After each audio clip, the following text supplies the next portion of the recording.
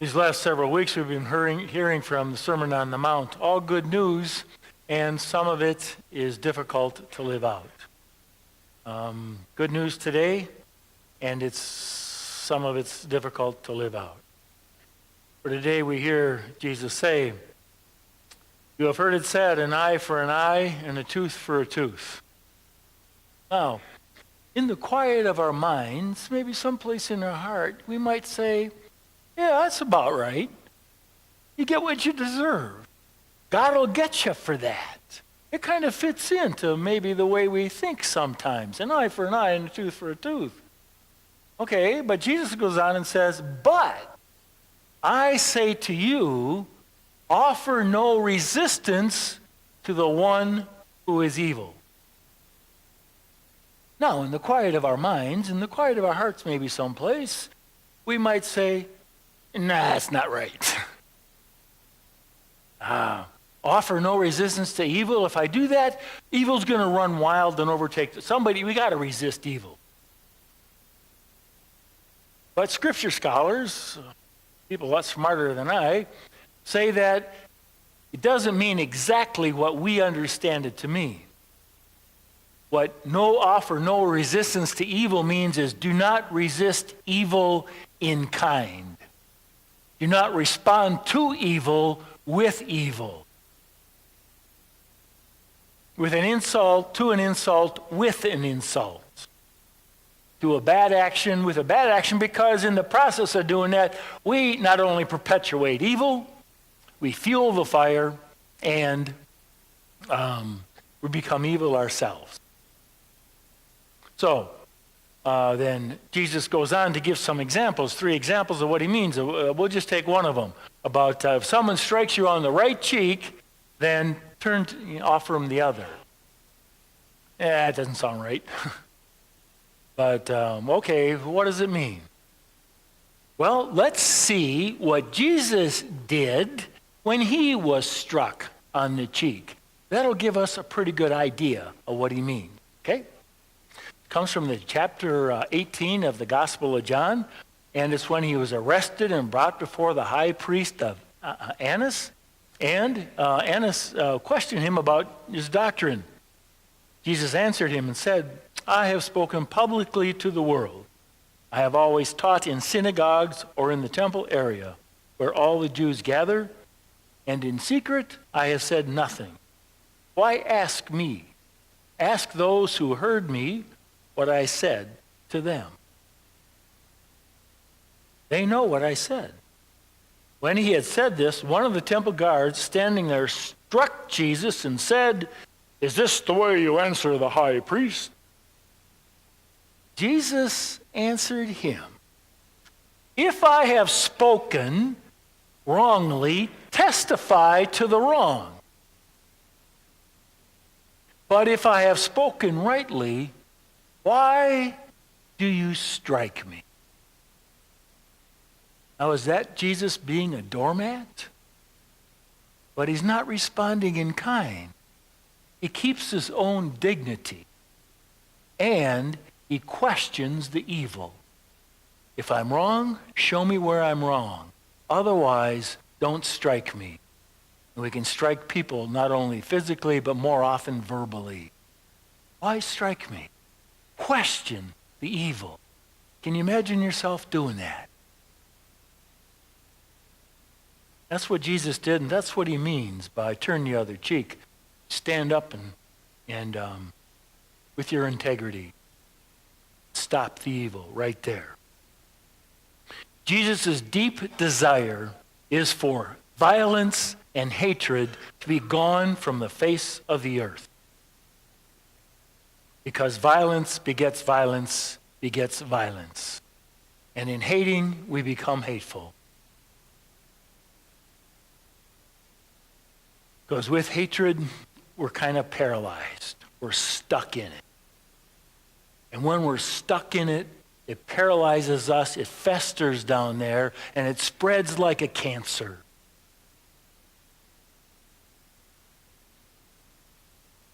When we love, it frees us. It frees us to live again and to live in a different way, not being dictated to in our actions by the actions of someone else. It frees us. When we go down the road of hatred, we end up in darkness. We become hateful people. It kind of spreads. And when we go down the road of peace, road of love, we are enlightened and begin to see, by God's inspiration, other ways of acting and responding. So Jesus goes on to say, love your neighbor. You've heard it said, love your neighbor and hate your enemy. And in the quiet of our hearts, we might think, yeah, that's about right. But then he says, but I say to you, love your enemy and pray for those who persecute you. Now, how do you do that? How do you do that? I'm a practical kind of guy, you know. Like, okay, great. But we live in the real world. How do we do that? How do we not become hating people, loving our enemies? So, I remember a book I read years ago by a priest named Morton Kelsey. He was an Episcopalian priest. He was also a spiritual director and a Jungian analyst. And he came up, in this book, he has came up with ways to take in loving our enemies. The book is called Companions Along the Inner Way. So, I'd like you to go through these and just see if this sounds practical to you and how you can apply it for yourself. So this is a personal kind of a thing, all right? So I'd like you to think along with me. The first step is to recognize that I have enemies. And I must realize that my enemies are not only people that I don't like, it's people who don't like me. So, I'd like you to think of somebody with whom you are out of sorts, who seems to be against you, who seems to kind of like bug you all the time, or maybe worse, does other things, or somebody that you don't like that. Think of that person. Need any help later on, ask somebody who lives with you or knows you well. They'll say, this is the one you talk about. They'll tell you that. But you think right now of one person that you might call an enemy. You're out of sorts with them. It's just kind of bad news, bad feelings between you. Okay, got it? Step number 2, cease unkind actions toward that person. I bridle my action, rein it in. Can you imagine yourself, if you're doing it now, to stop doing anything bad, unkind, or negative for that person? Imagine that.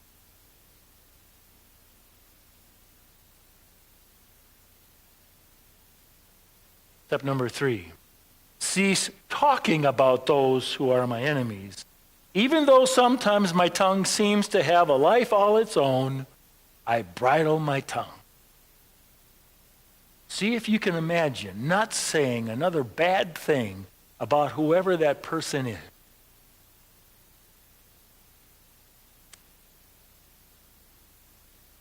How are we doing? Imagine it.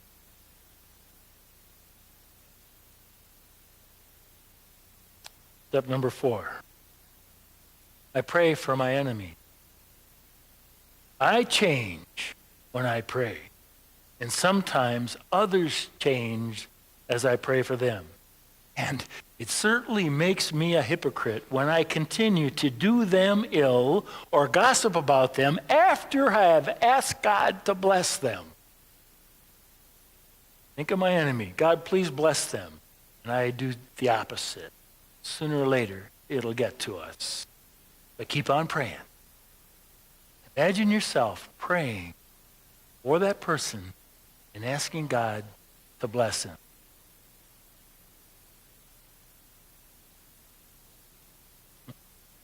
Step number 5. Look long and hard, and sometimes it takes that, long and hard at my enemies until I can find some qualities of their lives that are attractive.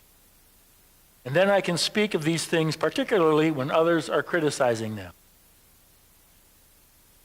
Look long and hard. See if you can think of one good thing about that person you got in your mind.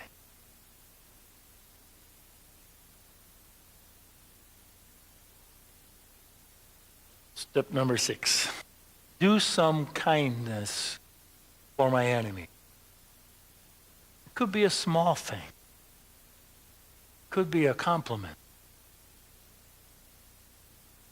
Some gratitude. Could be just helping open the door. Do some kind thing for that person. Imagine yourself doing it. What would you do?